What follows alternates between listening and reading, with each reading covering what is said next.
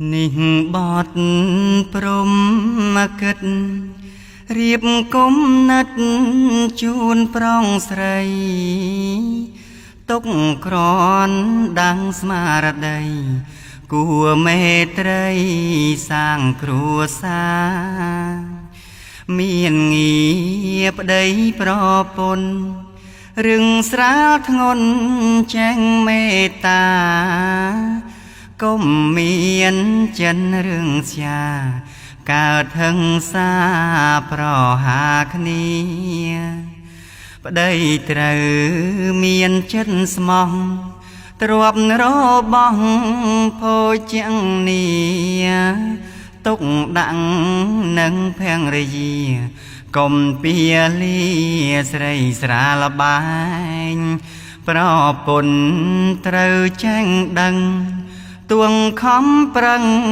កុំអញហែងគុំណិតស្រាលដូចផ្សែងពិតជាងស្ដែងពុំសុខឡើយការងារកុំប្រចាំមើលបំណាំគ្នាឥតស្បើយជាទុំណាកូនណាយម៉ែផ្ដាំហើយទុករំលឹកកុំអាងខ្លួនប្តីគេវាយស្ដីជេទាំងល្ងាចព្រឹកធ្វើខ្លួនជន់ប្រមឹកដើរស៊ីផឹកភ្លេចគ្រួសារចំណែងប្រពន្ធកូនលំបាងខ្លួ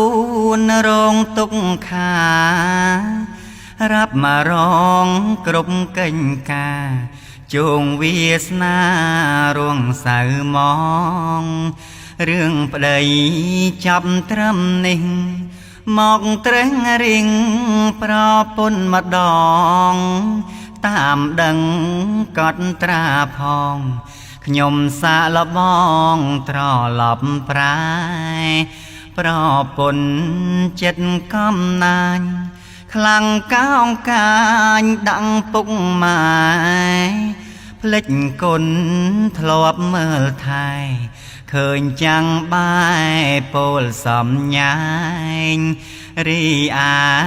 ទ្រព្យសម្បត្តិចេញតែបាត់ទៅលើលបែងផឹកស៊ីគ្មានកោនក្រែងប្តីนุ่งឯងប្រឹងស្ទើរស្លាប់និងបត់ព្រំប្រាជ្ញប្រាយខ្ញុំបរិយាយទុកសន្តាប់